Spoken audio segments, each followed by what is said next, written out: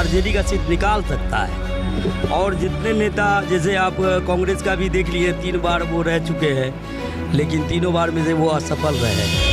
लेकिन एक बार हम लोग का कहना है कि आरजेडी को मौका दिया जाए बेनीपुर विधानसभा से, जो कि वो बेहतर रहेगा। तो उसके बाद जब जिला परिषद की चेयरमैन बनानी थी तो उस टाइम में भी इनको ये जिम्मेदारी दी गई और बखूबी सारे जिला परिषद थे इनके व्यक्तित्व के ऊपर बोला नहीं। अगर कमल सेठ जैसा व्यक्ति अगर हमको बोलता है कि आपको इस कैंडिडेट को जिताना है तो हमें जिताना चाहिए, क्योंकि भविष्य जो बेनीपुर का और दरभंगा का है वो कमल सेठ में दिख रहा है, क्योंकि तेजस्वी के काफी करीब हो चुके हैं। फोन किए, अगर नहीं उठा पाए, मिस कॉल भी देखते हैं तो कॉल रिटर्न करके जरूर पूछते हैं कि आपके साथ क्या समस्या है। अगर एक बार बोल दिए सर हमारे साथ में ये समस्या है, अगर उनके पास टाइम रहा तो खुद आते हैं, नहीं तो हमको टाइम देकर बुला लेते हैं कि फलाना टाइम पे आप आइए।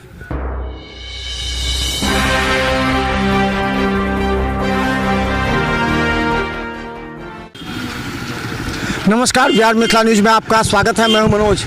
देखिए, राजनीति और सबसे पहले वोटर, ये दोनों एक ऐसा शब्द है जो एक दूसरे पर आधारित है। राजनीति कीजिए वोटरों के लिए, और जो वोटर बोलते हैं वही काफ़ी अहम होता है। हम बता दें, बेनीपुर विधानसभा में है।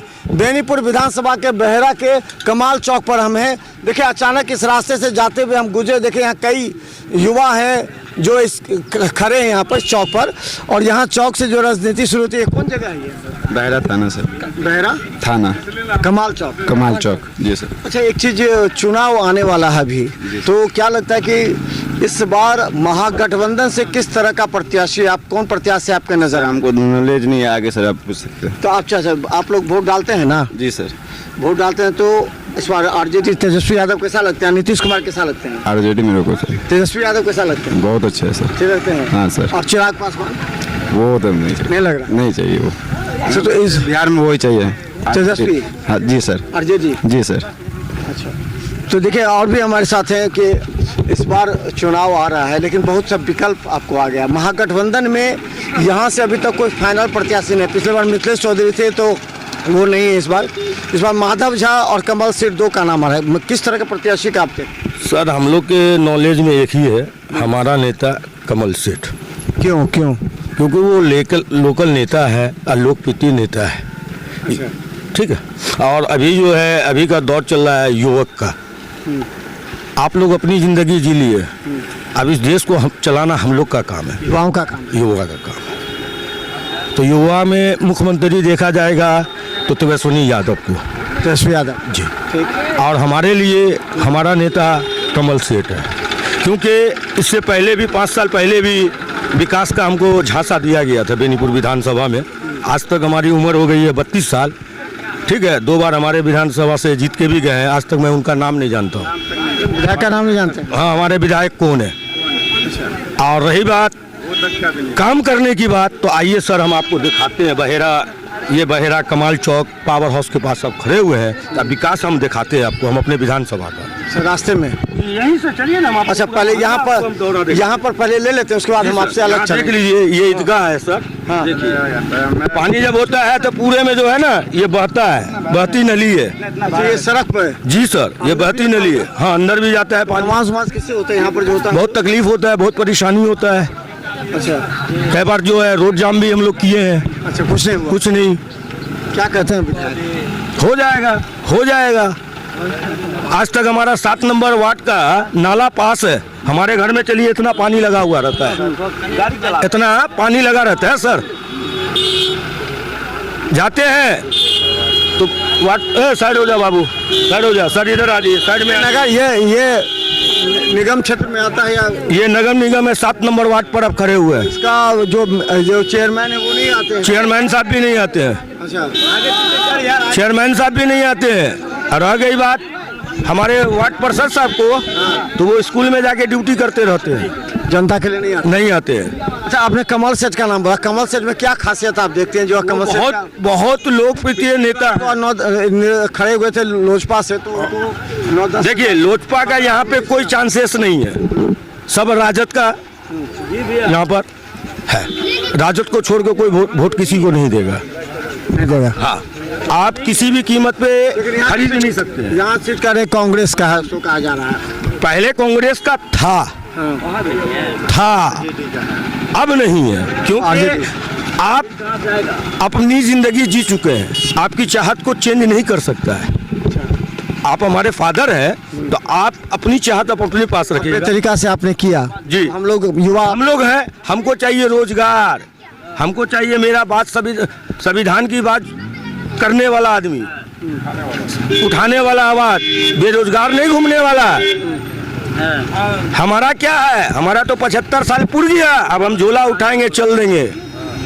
हमको वो देश नेता नहीं चाहिए कि हिंदू मुस्लिम करे और पाकिस्तान के साथ में बीसीसीआई का मैच करवावे एशिया कप, और चाय पीजिएगा और हम झंडा उठा के बॉर्डर संभालेंगे। हमको चाहिए रोजगार नेता। हमारा नेता एक प्रशांत किशोर भी तो कहते हैं हम रोजगार देंगे। प्रशांत वो बरसाती मेढक है, कम्बल ओढ़ेगा चल देगा। प्रशांत किशोर, हाँ, गांधी मैदान आपको याद है, छात्रा जो पेपर लीकेज हुआ था, छात्रा गांधी मैदान में बैठे हुए थे, अपने तरीके से वो प्रोटेस्ट कर रहे थे। ये गए वहाँ सबको झांसा में लिए, आप चलिए हम आपके साथ हैं। ये कहाँ थे कम्बल ओढ़ के, वो बात आप भी जानते हैं। तो किसका वोट काटेंगे, ये बात है। प्रशांत किशोर अगर वोट काटेंगे तो किसका? कुछ भी कर ले, उनको बोलिएगा, प्रशांत किशोर अगर हमारी आवाज सुनती होंगे तो उनको बोलिएगा पहले अपना सीट बचा ले। कह रहा है कि बीजेपी का बी टीम है वो है, वो पहले कहाँ था? ये हर हर मोदी, घर घर मोदी, ये नारा देने वाला कौन है देश को? पीके क्या है? पीके, जिसको बरसाती मेढक बोलते हैं, उसी ने नारा दिया था लिख के, घर घर मोदी, हर हर मोदी, घर घर मोदी। पहला बार वही किया था। हाँ, वही दिया था नारा। अच्छा, क्या लगता है कि महागठबंधन में ये सीट कहा जा रहा है कि कांग्रेस का सीट रहा है पहले से? जी, जी। इस बार आरजेडी भी दबाव ठोकी हुई है। आपके नज़र में किसका सीट होना चाहिए? कौन सा ऐसा सबल उम्मीदवार हो जो आरजेडी यानी महागठबंधन को जीत दिला सके? देखिए, उसमें तो रेस में अगर है तो कमल सेठ है, और बेहतर है वो आरजेडी का सीट निकाल सकता है।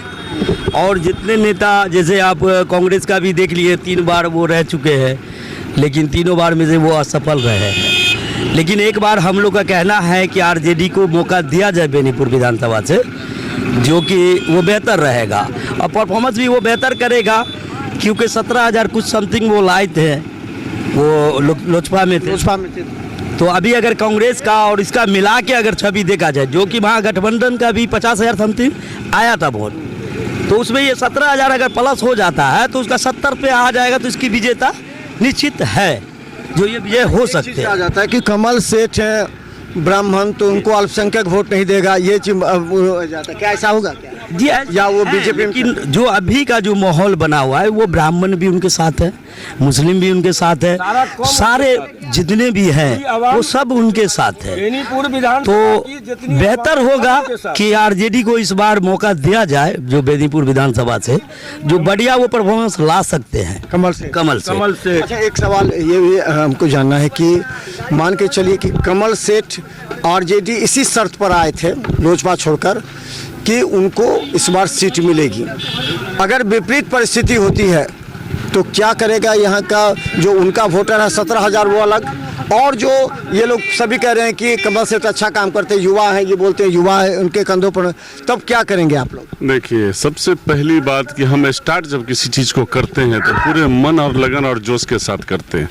तेजस्वी जी ने पूरे अध्ययन के बाद कमल सेठ को न्योता दिया कि कमल सेठ आप आइए पार्टी में, आप जैसे लोगों की ज़रूरत है पार्टी को। कमल सेठ ने तेजस्वी को अपना हीरो पहले ही तस्लीम कर लिया था, राजनीति जीवन से पहले ही। भले वो अपने आप को स्थापित करने के लिए निर्दलीय लड़े, लोजपा से लड़े, लेकिन कमल सेठ का व्यक्तित्व जो है ना, बेनीपुर में सर चढ़ कर बोल रहा था, अब बोलता है। स्टडी बड़े करीब से कर लिया तेजस्वी जी ने। तेजस्वी जी ने सदस्यता देने टाइम ये प्रॉमिस कर दिया कि देखो कमल सेठ, अगर तुम पार्टी के प्रति ईमानदारी दिखाते हो तो कल के हीरो हो। और बड़ी ईमानदारी से कमल सेठ ने जो काम दिया बिहार के अंदर में, जब ये सचिव बने बिहार के, तो बिहार के अंदर में उंगली उठा करके कह दिया कि चले जाओ, ये जो अपना मठ है बाबा धाम जहाँ हम जाते हैं, वहाँ एक पासवान विधायक है, उसको जिता कर आना है। कमल सेठ पूरी जिम्मेदारी से जा करके वहाँ बैठ करके लोगों को संबोधन, उसको जिताए, वहाँ नहीं, वहाँ विधायक जिता कर, और उसके बाद आप जिला परिषद अध्यक्ष पे उंगली रख सिर्फ 22 वोट था।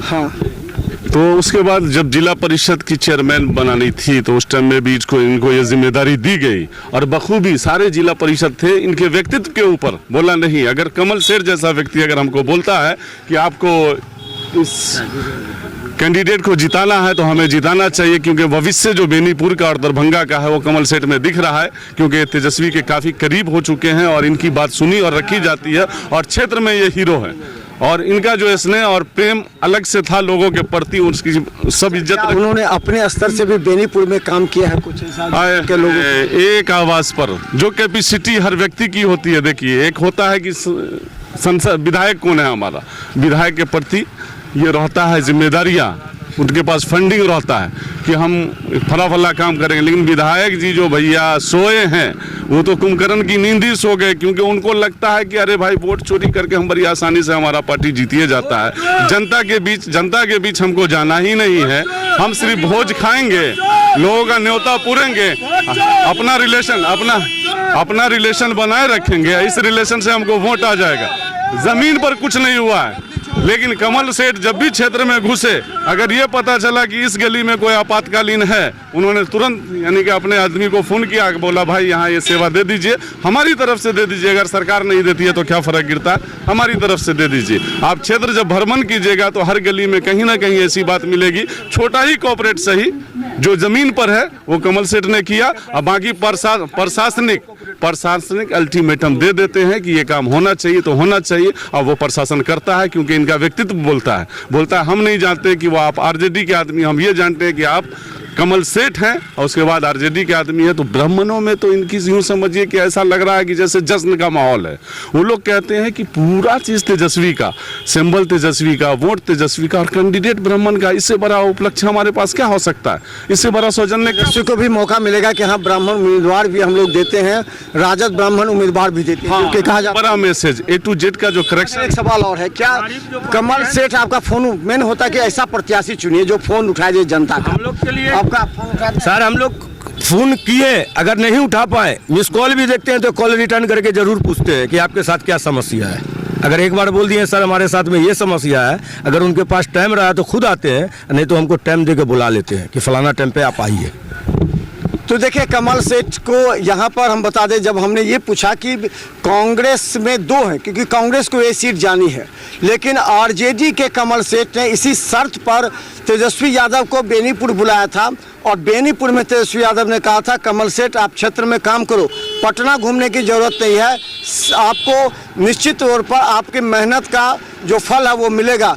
और इस सीट को जीतने के लिए कमल सेठ लगातार हर क्षेत्र में जाकर लोगों के साथ मिलते हैं, और ये कहा जा रहा है यहाँ पर दो उम्मीदवार अगर होंगे, माधव झा और कमल सेठ, तो कमल सेठ के प्रति यहाँ के तमाम लोगों ने कहा कि वो जनता की बात सुनते हैं हर समस्या के लिए। लेकिन देखिए, दोनों बात है, कमल सेठ ब्राह्मण उम्मीदवार होते हुए भी यहाँ के तमाम अल्पसंख्यक को, या फिर जो 17,000 उनका वोटर आया था, वो तमाम वोट एक बार फिर आरजेडी को यहाँ से जीत दिला सकती है। इसीलिए तमाम लोग कमल सेठ के पक्ष में ही बातें करते हैं। देखते रहे बिहार मिथिला न्यूज़, यूट्यूब में सब्सक्राइब कीजिए, GTPL सिटी केबल 10 पर लाखों लोग देख रहे हैं। धन्यवाद।